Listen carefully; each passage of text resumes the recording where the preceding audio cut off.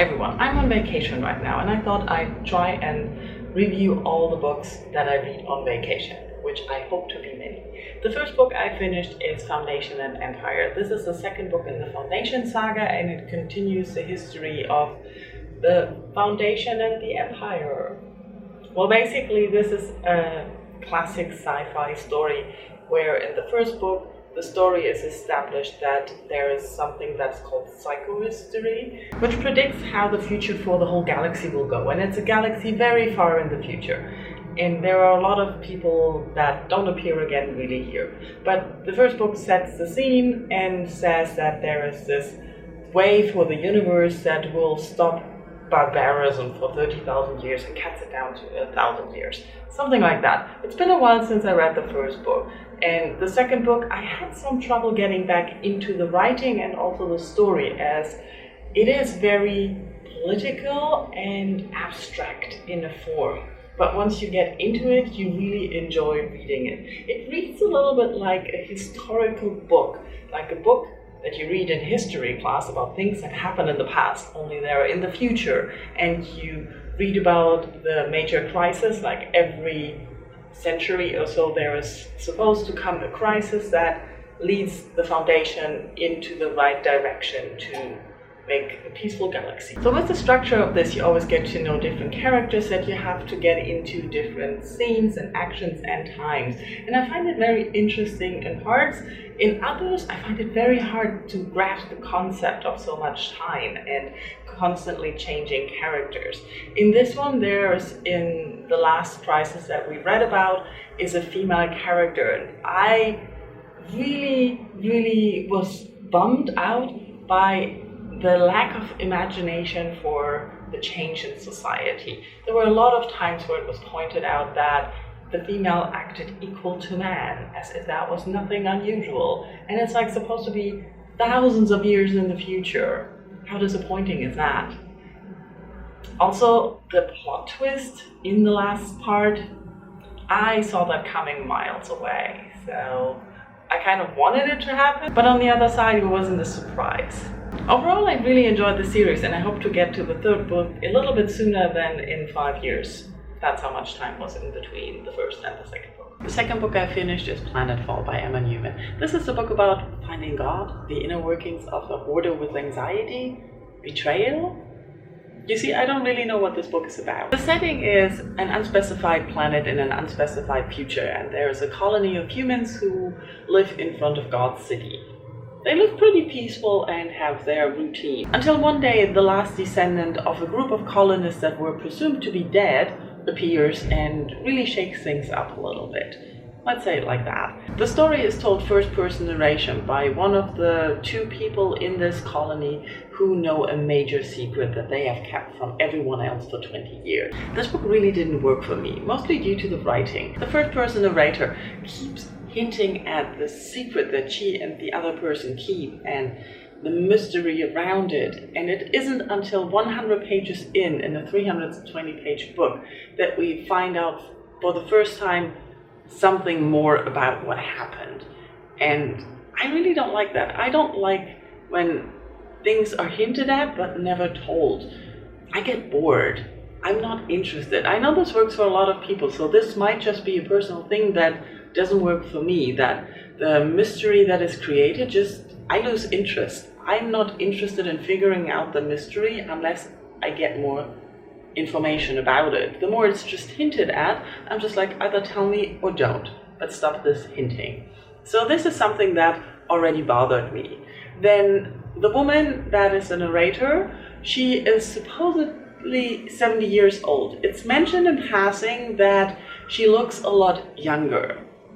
And that is another thing that disturbed me. Not that she looks younger and they have found a way of fighting off aging and prolonging life, but the way her narration sounds. She doesn't sound like a 70-year-old woman who's basically a working human being, and she's a viz engineer. So she's a critical part of the whole colony and the trip to this planet and everything. But she sounds like a 20-something.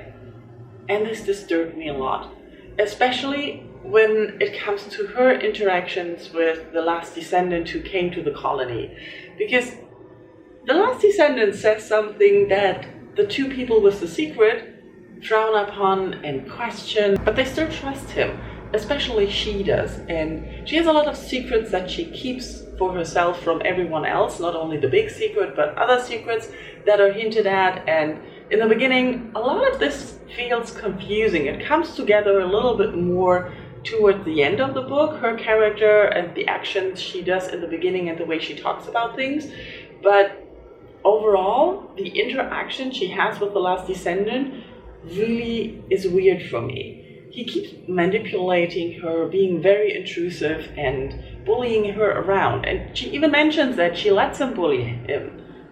But why does she do that? She's very strong in character when it comes to keeping everyone else out.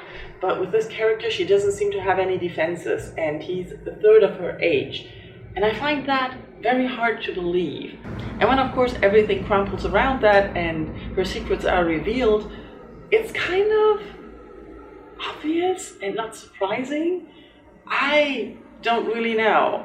The whole thing about that, it made me feel uncomfortable. I guess that's good writing, that I really felt uncomfortable in how she interacted with the other character and how the other character imposed himself on her.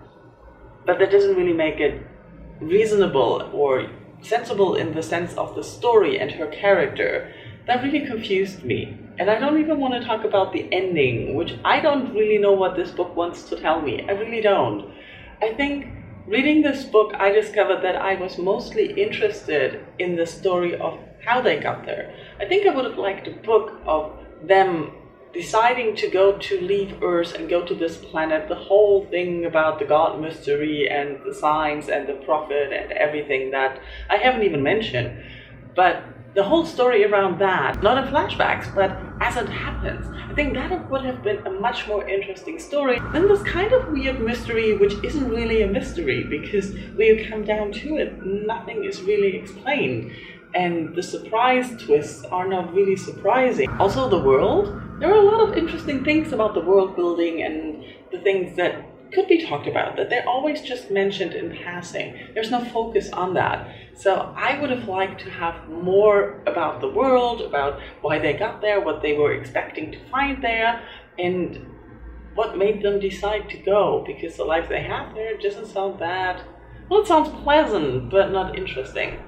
I'm starting to ramble and talk a lot, and the battery light is flashing. So, overall, I didn't like the book. The way it was written doesn't work for me. The way things were presented and the characters were characterized felt off, and I didn't care about the plot mystery or the twists and turns everything took. Back home again, but the last book I read on vacation is Mem, and this was a very wonderful, pleasant read. I flew through it in 2 sittings, and the writing just draws you in and keeps you going. It's so pleasantly written. I don't really know how to say it better at the moment. The story is set in 1925, Montreal, where the people have discovered a way of extracting memories from people. So by doing that, they create a mem that is sort of a memory that looks like the person at that age of that memory, and it lives for a while until it expires. The story is all about Dolores Extract number 1, because she is not a normal mem. Normally, mems don't recall any other memories of their source, and they don't interact with people. But Dolores Extract number 1 is different. She has all the memories of her source and also makes new memories. And she gets to live outside in Montreal for 18 years until she gets called back, and the story unfolds of what is going to happen. And I really enjoyed this. This book explores the idea of extracting bad memories, what it does to the source, what it does to the memory, and the effects memories have on people, how our memories make us who we are, and what happens if we don't have them, and what happens after the extraction, and what happens if you extract all the memories that you don't want to keep, how it kind of destroys the sources. It's very interesting. I also really enjoyed the story of the extract, of her life outside of the vault, where she is kept now, and also her life in general and her perspective on life, because she is a memory. She is not a real person. She always distinguishes between real people and memes and how they are different and what real people can do and what she can't do because she's a mem. And it's very interesting. It's an interesting perspective, and it can really make you think about memories and things.